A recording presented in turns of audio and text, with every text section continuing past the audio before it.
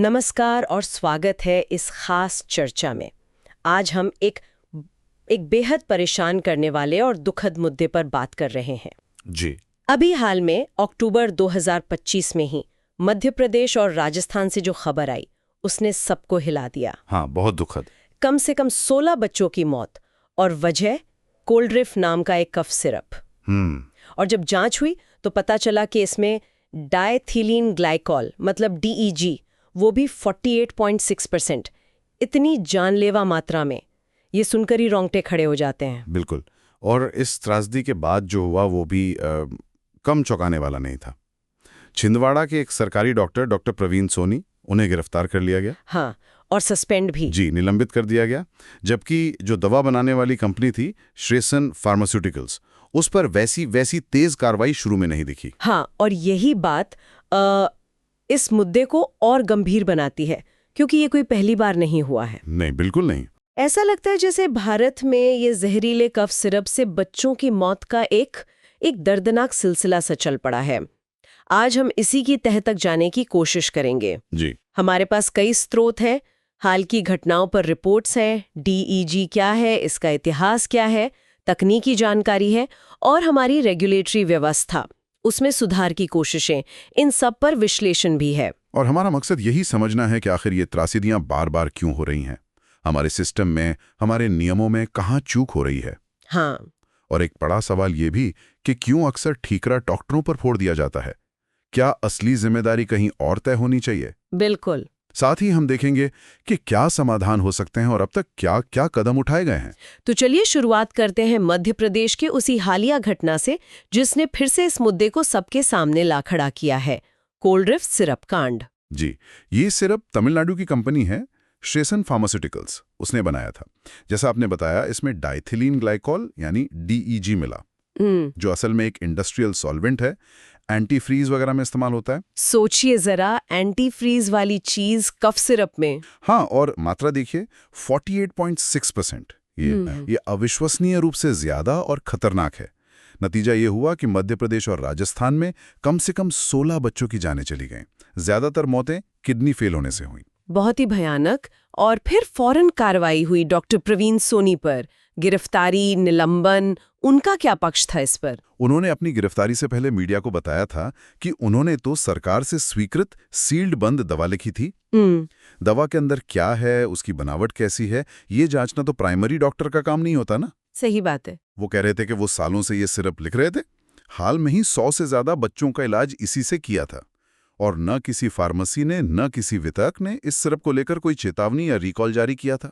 इसके बावजूद उन पर ड्रग्स एंड कॉस्मेटिक्स एक्ट और भारतीय न्याय संहिता की कई धाराओं में मामला दर्ज हो गया। हाँ। मुख्यमंत्री ने फौरन सस्पेंड करने का आदेश दे दिया। दूसरी तरफ जो दवा बनाने वाली कंपनी थी श्रेसन फार्मास्यूटिकल्स, उसके अधिकारियों पर वैसी तत्काल कार्रवाई नहीं हुई।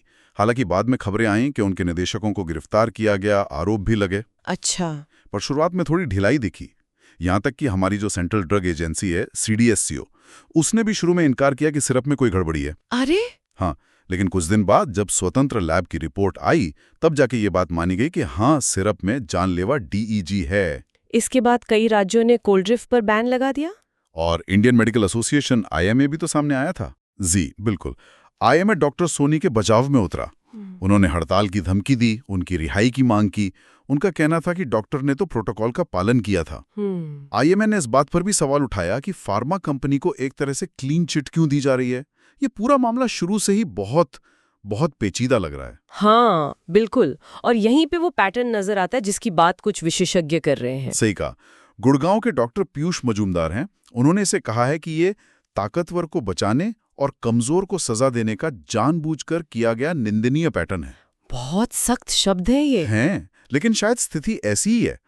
एक और विश्लेषक हैं डॉक्टर धीरेन प्रसाद। वो कहते हैं कि ये एक फार्मास्यूटिकल इंडस्ट्रियल कॉम्प्लेक्स जैसा बन गया है, जिसे बिना किसी डर के काम करने दिया जा रहा है, और डॉक्टरों को बलि का बकरा बनाना एक खतरनाक सुविधा बन गई है। ये सुनकर तो और भी चिंता होती है। मतलब ये सिर्फ एक कंपनी या एक घटना की बात नहीं है, बल्कि एक गहरे सिस्टम की समस्या की तरफ इशारा है। और ये सिर्फ भारत तक ही सीमित नहीं है ना? बिल्कुल नहीं। याद कीजिए 2022 में गाम्बिया में क्या हुआ था। हाँ, गाम्बिया वाला मामला तो बहुत उछला था। जी, भारत की एक कंपनी थी मेड इन फार्मास्यूटिकल्स। उसके बनाए 4 कफ सिरप में DEG और एथिलीन ग्लाइकॉल EG ये दोनों मिले और करीब 70 बच्चों की मौत हो गई थी।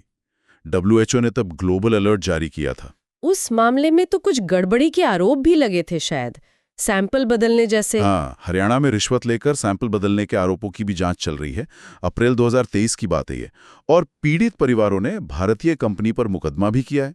और उज़्बेकिस्तान वाला मामला भी तो था, वो भी शायद इसी दौरान का है। हाँ, 2022-23 में ही वहां भारत की एक और कंपनी मैरीन बायोटेक, उसके बनाए सिरप डॉक-1 मैक्स और एम्ब्रोनल, उनसे जुड़ी मौतों का आंकड़ा आखिरकार 68 तक पहुंच गया। 68, बाप रे। जी, उस मामले में कई लोगों को सजा भी हुई। 23 लोगों को सजा मिली 2 से 20 साल तक की, जिसमें जो दवा वितरक कंपनी थी कोरामैक्स मेडिकल, उसके भारतीय निदेशक सिंह राघवेंद्र प्रतार को 20 साल की सजा हुई। अच्छा, तो वहां कार्रवाई हुई? हाँ, और पीड़ित परिवारों को मुआवजा देने का भी आदेश हुआ। जांच में पता चला कि कंपनी ने, मैरियन बायोटेक ने, इंडस्ट्रियल ग्रेड प्रोपिलीन ग्लाइकॉल खरीदा था, वो भी एक बिना लाइसेंस वाले सप्लायर मायाग चेमटेक से, और उसकी टेस्टिंग भी नहीं की थी। मतलब सीधे सीधे लापरवाही, जानबूझकर की गई गलती। बिल्कुल, नियमों की पूरी तरह अनदेखी। WHO ने चेतावनी दी, मैरियन का प्रोडक्शन रुका, लाइसेंस सस्पेंड हुआ, कोरामैक्स का लाइसेंस रद्द हुआ। इंडोनेशिया में भी तो कुछ ऐसा ही हुआ था। हाँ, इंडोनेशिया में भी 2022-23 में 200 से ज्यादा बच्चों की मौत हुई थी। हालांकि वो ज्यादातर वहां की लोकल कंपनियों के सिरप से जुड़ी थी, पर कहा गया कि कुछ कच्चा माल शायद बाहर से आया था। और क्या भारत में पहले भी ऐसा हुआ है? मतलब ये कोल्ड ड्रिफ्ट वाला मामला पहला नहीं है? दुर्भाग्य से नहीं, ये कोई नई बात नहीं है। बहुत पहले 1986 में मुंबई के JJ अस्पताल में ग्लिसरीन में DEG मिला था, 14 मौतें हुई थी। ओह। फिर 1998 में गुड़गांव हरियाणा में DEG वाले कफ सिरप से 33 बच्चों की जान चली गई थी। 33 बच्चे? जी, असल में अमेरिका में भी 1937 में एक बहुत बड़ी त्रासदी हुई थी, एलेक्जेर सल्फानिलामाइड त्रासदी। उसमें भी DEG की वजह से 100 से ज्यादा मौतें हुई थी। और उसी के बाद वहां का जो आज का food drug and cosmetic act है, वो 1938 में बना था। तो ये समस्या पुरानी है और दुनिया भर में फैली है। नाइजीरिया, बांग्लादेश, हेती, पनामा, कई जगह ऐसी घटनाएं हो चुकी हैं। इस सबके केंद्र में ये DEG यानी डाइथिलीन ग्लाइकॉल है।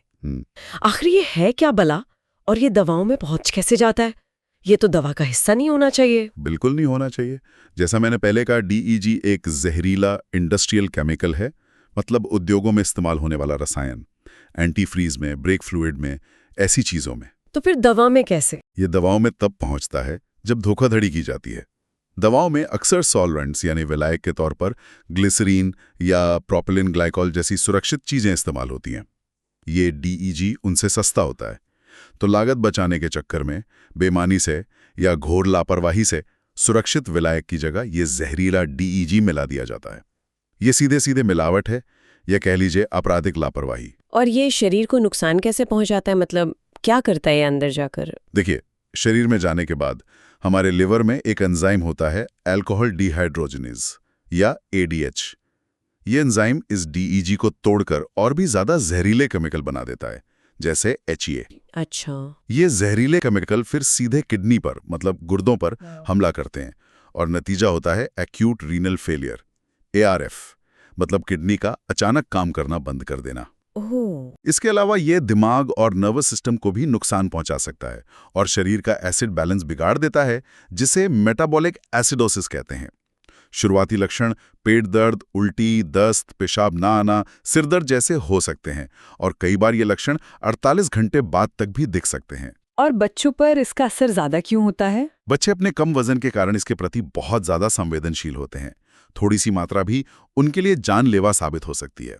आपने एथीन ग्लाइकॉल EG का भी जिक्र किया था गैम्बिया वाले मामले में, क्या वो भी ऐसा ही जहरीला है? EG भी एक जहरीला ग्लाइकॉल है, और वो भी शरीर में उसी ADH एंजाइम के जरिए टूटता है।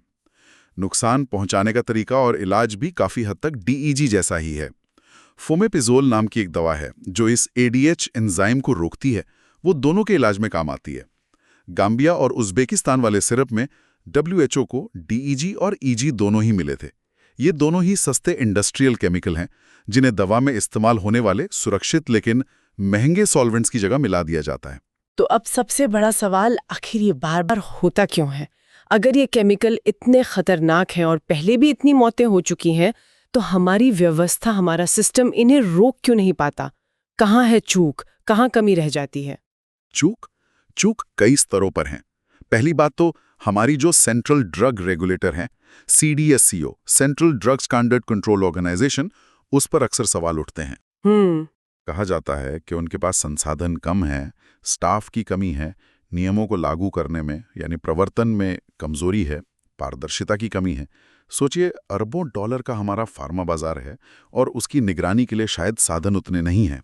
मध्य प्रदेश वाले मामले में भी तो उन्होंने शुरू में मना कर दिया था कि कोई गड़बड़ी है। हाँ, वो शुरुआती इनकार भी इसी कमजोरी की तरफ इशारा करता है। शायद पूरी जांच से पहले ही बयान दे दिया गया। और ये जो राज्यों और केंद्र के बीच बटे हुए रेगुलेशंस की बात आती है, उसका क्या असर होता है? क्योंकि दवा का लाइसेंस तो शायद राज्य सरकारें देती हैं। जी, भारत में दवा बनाने का लाइसेंस और उसकी निगरानी काफी हद तक राज्यों के ड्रग कंट्रोलर ही करते हैं। CDSO मानक तय करती है, समन्वय करती है और आयातित दवाओं और कुछ खास दवाओं को देखती है। इससे होता यह है कि अलग-अलग राज्यों में नियमों को लागू करने में एक रूपता नहीं रहती। कहीं सख्ती होती है, कहीं ढिलाई। अच्छा। जैसे श्रेयसन फार्मा तमिलनाडु के रेगुलेटर के दायरे में थी। एक केंद्रीकृत मजबूत रेगुलेटर बनाने का प्रस्ताव कई सालों से चल रहा है। CDSCO को और ताकत देने की बात है, लेकिन राज्यों के विरोध के चलते वो पूरी तरह लागू नहीं हो पाया। इस तरह की घटनाएं उस जरूरत को और ज्यादा उजागर करती हैं। रेगुलेशन के अलावा और क्या बड़ी वजह लगती हैं? दूसरी बड़ी समस्या है सप्लाई चेन, मतलब दवा बनाने में जो कच्चा माल इस्तेमाल होता है, खासकर ये सॉल्वेंट्स जैसे ग्लिसरीन या प्रोपिलीन ग्लाइकॉल, ये कहाँ से आ रहे हैं, इनकी क्वालिटी क्या है, इसे ट्रैक करना बहुत मुश्किल है।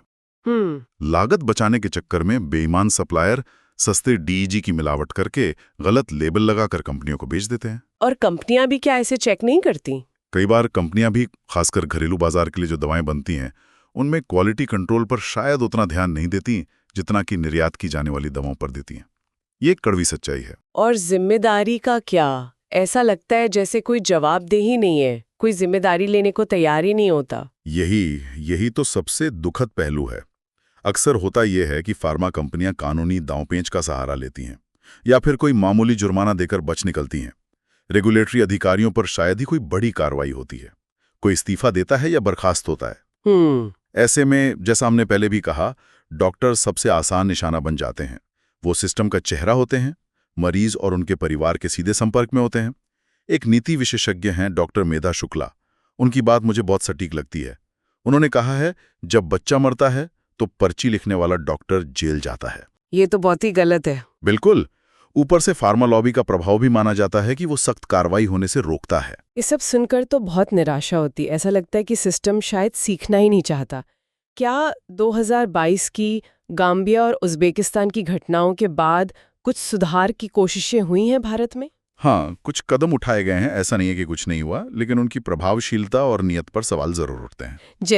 जैसे अप्रैल 2023 से एक नियम बनाया गया कि भारत से निर्यात होने वाले कफ सिरप की DEG और EG टेस्टिंग अनिवार्य होगी। सरकार ने इसे बड़े कदम की तरह पेश किया। लेकिन ये तो सिर्फ निर्यात के लिए था, मतलब जो सिरप विदेश भेजे जाएंगे उनके लिए, देश में बिकने वाले सिरप के लिए नहीं। बिल्कुल। और यही सबसे बड़ी विडंबना है जो 2025 की मध्य प्रदेश की घटना ने एकदम साफ कर दी। जो नियम विदेशी बच्चों की सुरक्षा के लिए जरूरी समझा गया, वो भारतीय बच्चों के लिए लागू नहीं किया गया। ये तो बहुत ही अजीब बात है। इसके अलावा अच्छी मैन्युफैक्चरिंग प्रैक्टिस GMP के लिए संशोधित शेड्यूल M लागू किए जा रहे हैं, मतलब दवा बनाने के बेहतर मानक। इसके लिए कंपनियों को अलग अलग समय सीमा दी गई है। बड़ी कंपनियों के लिए जून 2024 तक, छोटी कंपनियों के लिए दिसंबर 2025 तक। और जोखिम के आधार पर फैक्ट्रियों के इंस्पेक्शन शुरू किए गए हैं। दिसंबर 2022 में शुरू हुआ था। 900 से ज्यादा यूनिट्स का इंस्पेक्शन हुआ, कई पर कार्रवाई भी हुए, प्रोडक्शन रोका गया, लाइसेंस सस्पेंड हुए। कुछ दवाओं और कच्चे माल पर QR कोड अनिवार्य किए गए हैं ताकि उनकी पहचान और ट्रैकिंग हो सके। क्या दवा बेचने वाली कंपनियों, मार्केटर्स की भी कोई जिम्मेदारी तय की गई है, जो खुद बनाती नहीं बस बेचती हैं? हाँ, मार्च 2021 से एक नियम आया है कि दवा बेचने वाली कंपनियों, मार्केटर्स को भी क्वालिटी के लिए जवाबदेह बनाया गया है। नकली दवाओं के लिए सजा भी सख्त की गई है। कुछ मामलों में गैर जमानती अपराध है और जल्दी सुनवाई के लिए स्पेशल कोर्ट की भी व्यवस्था है। GMP के लिए ट्रेनिंग भी दी जा रही है। हजारों लोगों को ट्रेन किया गया है। लेकिन इन सब कदमों के बावजूद 2025 में ये हादसा हो गया। वही तो, ये दिखाता है कि या तो ये कदम काफी नहीं है या फिर इन्हें ठीक से लागू नहीं किया जा रहा है। जमीनी हकीकत शायद अभी भी बदली नहीं है। तो फिर समाधान क्या है? विशेषज्ञ और बाकी स्रोत क्या सुझाव दे रहे हैं?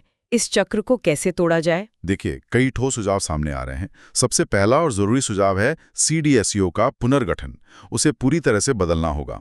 कैसे? उसे एक स्वतंत्र, स्वायत्त, मजबूत और पेशेवर संस्था बनाना होगा, जिसके पास पर्याप्त फंड हो, अधिकार हो और वो बिना किसी दबाव के काम कर सके। रियल टाइम इंस्पेक्शन हो और सभी सिरप के, सिर्फ निर्यात वाले नहीं बल्कि देश में बिकने वाले सभी सिरप के हर बैच की अनिवार्य टेस्टिंग हो। और कंपनियों की जवाबदेही के लिए? दूसरा बड़ा सुझाव है कंपनियों की आपराधिक जवाबदेही तय करना। सिर्फ जुर्माना लगाकर छोड़ देना काफी नहीं है। कंपनी के जिम्मेदार अधिकारियों को जेल हो, कंपनी का लाइसेंस रद्द हो, उनके नाम सार्वजनिक किए जाएं ताकि लोगों को पता चले। कुछ लोगों ने तो आजीवन कारावास तक का सुझाव दिया है ऐसे मामलों में। और डॉक्टरों का क्या, जिन्हें बलि का बकरा बनाया जाता है जैसा आपने कहा, और आम जनता के लिए क्या हो सकता है? बिल्कुल, डॉक्टरों के संरक्षण की बात भी जरूरी है। एक ऐसा कानूनी ढांचा बनाने की जरूरत है जो डॉक्टरों को सिर्फ इसलिए सजा मिलने से बचाए कि उन्होंने लाइसेंस वाली सरकार द्वारा स्वीकृत दवा लिखी थी। असली जिम्मेदारी निर्माता और रेगुलेटर की होनी चाहिए, डॉक्टर की नहीं, जब तक कि डॉक्टर की कोई सीधी लापरवाही साबित ना हो। और आम जनता के लिए पारदर्शिता सबसे जरूरी है। दवा सुरक्षा अलर्ट, दवा रिकॉल के लिए एक सेंट्रलाइज्ड नेशनल प्लेटफॉर्म होना चाहिए जहां लोगों को आसानी से सही समय पर जानकारी मिल सके। कुछ सुझाव टेक्नोलॉजी के इस्तेमाल को लेकर भी आए हैं, जैसे सेफ सिरप ऐप बनाना, AI स्कैनर का इस्तेमाल करना या ब्लॉकचेन से सप्लाई चेन को ट्रैक करना। ये सब सुझाव तो बहुत अच्छे लग रहे हैं। तो आज की इस पूरी चर्चा को अगर हम समेटें तो क्या मुख्य बातें निकल कर आती हैं? देखिए, सार यही है कि भारत में जहरीले कफ सिरप से बच्चों की मौत एक भयानक और बार बार होने वाली त्रासदी बन गई है। ये सिर्फ किसी एक कंपनी की गलती या लापरवाही का मामला नहीं है, बल्कि ये हमारे पूरे सिस्टम की, एक तरह से कहें तो कई स्तरों पर नाकामी को दिखाता है। हाँ, कमजोर रेगुलेशन, सप्लाई चेन में धोखाधड़ी और निगरानी की कमी, जवाबदेही की भारी कमी और अक्सर डॉक्टरों को आसान निशाना बनाने का एक दुखद पैटर्न। हाल में जो सुधार की कोशिशें हुई हैं वो नाकाफी साबित हुई हैं, खासकर हमारे अपने देश के बाजार के लिए। और ये हम सबके लिए क्यों महत्वपूर्ण है, ये समझना भी जरूरी है ना? बिल्कुल, ये इसलिए मायने रखता है क्योंकि ये सीधे तौर पर हमारे बच्चों की, हमारे अपने प्रियजनों की सुरक्षा का सवाल है। ये दवाओं में हमारे भरोसे का सवाल है। अगर हम डॉक्टर के पास जाकर, फार्मेसी से दवा लेकर भी ये डर महसूस करें कि कहीं वो जहरीली तो नहीं, तो ये बहुत ही गंभीर स्थिति है। सही कहा। और हाँ, ये दुनिया के फार्मेसी के तौर पर भारत की जो साख है उस पर भी एक बहुत बड़ा बट्टा लगाता है। हमारी प्रतिष्ठा दांव पर है। बिल्कुल। और आखिर में एक सवाल जो शायद हम सबको सोचना चाहिए और जो मुझे बहुत परेशान कर रहा है। गाम्बिया और उज़्बेकिस्तान की घटनाओं के बाद निर्यात के लिए नियम कड़े कर दिए गए, जो अच्छी बात है, होनी भी चाहिए जी। लेकिन 2025 में हमारे अपने देश में मध्य प्रदेश और राजस्थान में बच्चों की मौत हो गई क्योंकि वैसे ही सख्त नियम यहाँ हमारे अपने बच्चों के लिए लागू नहीं थे। ये सवाल मन में आता है, क्या विदेशी उपभोक्ताओं की जान भारतीय बच्चों की जान से ज्यादा कीमती समझी गई? ये सवाल तो उठता है। इस जानलेवा सिलसिले को तोड़ने के लिए असल में क्या चाहिए? क्या सिर्फ कानून सख्त कर देना या कुछ और इंस्पेक्शन बढ़ा देना काफी है? या फिर जवाबदेही में एक बुनियादी, एक मौलिक बदलाव लाना होगा, जहां दवा बनाने वाली कंपनियां और उनके मालिक सिर्फ डॉक्टर नहीं, असली और गंभीर नतीजों का सामना करें? ये सवाल बिल्कुल जायज है और शायद यही सबसे अहम सवाल है। जब तक गलती करने वालों को, खासकर बड़ी और प्रभावशाली कंपनियों को, ये डर नहीं होगा कि उनकी लापरवाही या धोखाधड़ी के बहुत गंभीर परिणाम होंगे, आर्थिक भी और कानूनी भी, तब तक शायद ये दुखद कहानियां, ये त्रासदियां दोहराती रहेंगी। इसी सवाल के साथ आज की ये चर्चा यहीं समाप्त करते हैं। हमारे साथ जुड़ने और इतनी गहराई से इस मुद्दे पर बात करने के लिए बहुत बहुत धन्यवाद। धन्यवाद। सुनने के लिए आप सबका भी धन्यवाद।